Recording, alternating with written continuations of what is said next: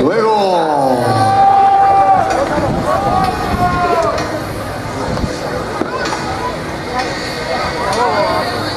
Recibe jugador número 1 por la punta.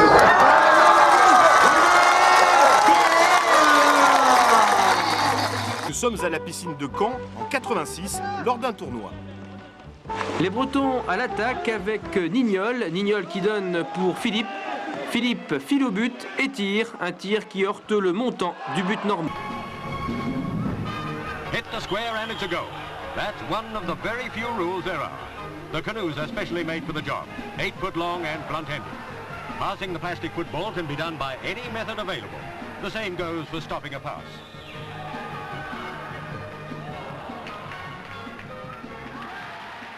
Le kayak polo est un sport anglo-saxon en fait. Il a été importé d'Angleterre par un breton qui s'appelle René Trégaro.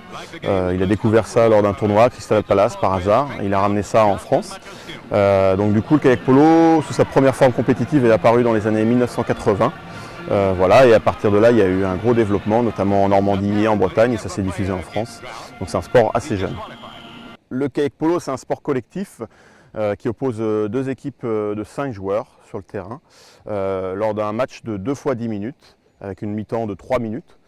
Les règles sont un peu le même principe que le hand ou que le foot avec les sorties de but, les touches, les corners, etc.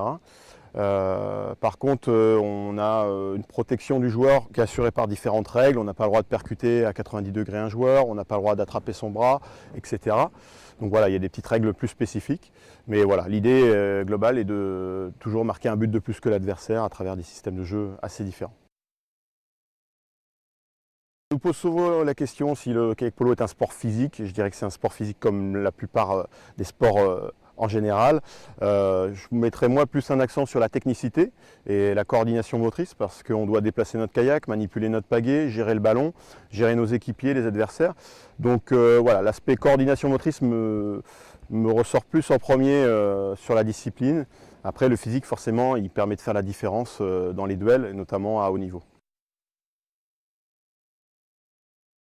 Pour ma part, je m'entraîne 2 fois par jour. Voilà, donc ça combine le travail de développement physique, comme on l'a cité tout à l'heure, donc à travers de la musculation, du développement des potentiels aérobie pour tenir toute la saison, à travers voilà, du travail de puissance aérobie sur l'eau, en bateau, en course à pied. Et puis à côté, il y a beaucoup de travail technique, séances de shoot, un petit peu de squash aussi pour travailler tout ce qui est fouetté de ballon, tout ça, ce qui peut être intéressant l'hiver. Donc voilà, ça fait 10 à 12 séances par semaine, avec un jour de repos. Donc à Condé, en fait, on a 4 équipes, dont 3 qui évoluent en championnat national. Donc une équipe qui évolue en national 4, on va dire que c'est l'intermédiaire entre le niveau régional et le niveau national. Une équipe qui évolue en national 2, qui a trusté plusieurs fois le titre de champion de France. Et puis l'équipe qui évolue en première division, donc c'est le plus haut niveau en kayak polo. Elle est implantée depuis une quinzaine d'années en première division. Globalement, on a remporté 10 titres de champion de France sur les 12-13 dernières années. On a réussi à remporter une fois la Coupe d'Europe des clubs en 2011. Et voilà, on est toujours sur les podiums au niveau des Coupes de France, Coupe d'Europe. On a fait à peu près 10 podiums sur les 13 dernières années au niveau de la Coupe d'Europe. Et on a dû remporter 5-6 Coupes de France. Alors il y a d'autres dimensions, il y a la dimension sportive forcément où on essaye d'atteindre le plus haut avec son club. Donc le fait de gagner la Coupe d'Europe des clubs avec cette équipe en 2011, c'était vraiment une grande joie, une grande satisfaction pour le club parce que voilà, porter un petit village comme ça, meilleur club d'Europe en kayak polo, même si la discipline n'est pas trop développée, ça fait quand même plaisir. Et puis après, le plaisir, il est plus au quotidien, au fait de partager avec les jeunes, le fait de passer du temps ici, échanger. Voilà, c'est vraiment pour ça aussi que je continue ce sport, c'est qu'il y a un bon état d'esprit dans le club.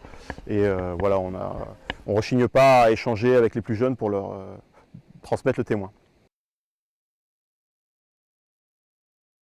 Alors les objectifs de l'équipe première de Condé pour la saison 2015, on est dans une phase un petit peu de transition. Je dirais que l'année dernière on a gagné la Coupe de France et le championnat, donc forcément on va être favori pour la saison à venir.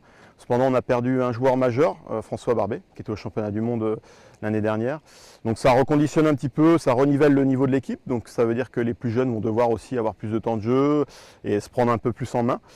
Donc on attend de voir un petit peu ce que vont donner les premiers matchs. Mais voilà, l'objectif c'est de gagner. Je veux dire, à partir du moment où on a gagné pas mal de titres ici, on a un peu cette culture de la gagne. Même si ça sera peut-être un peu plus difficile que l'an dernier, mais bon voilà, on essaye de viser toujours la première place. Oui, donc en fait, à l'issue des championnats du monde, déjà dans l'événement même, on a ressenti une vraie énergie autour de ce sport, de par le public énormément présent. Et après, c'est vrai que moi du coup je travaille sur le développement de la discipline sur le territoire. Donc en effet, on sent que cette image des mondiaux avec tout ce public a impacté les gens. On sent qu'il y a quelque chose à faire. On ne sait pas encore quoi pour l'instant, mais on sent que les gens sont beaucoup plus positifs et enthousiastes à l'idée de développer le kayak polo. À l'échelle des clubs, ça n'a pas changé grand-chose. Par contre, on sent qu'au niveau du territoire, de la région, voilà, le kayak polo est intégré comme un sport majeur et ils ont à cœur de pouvoir nous aider à le développer.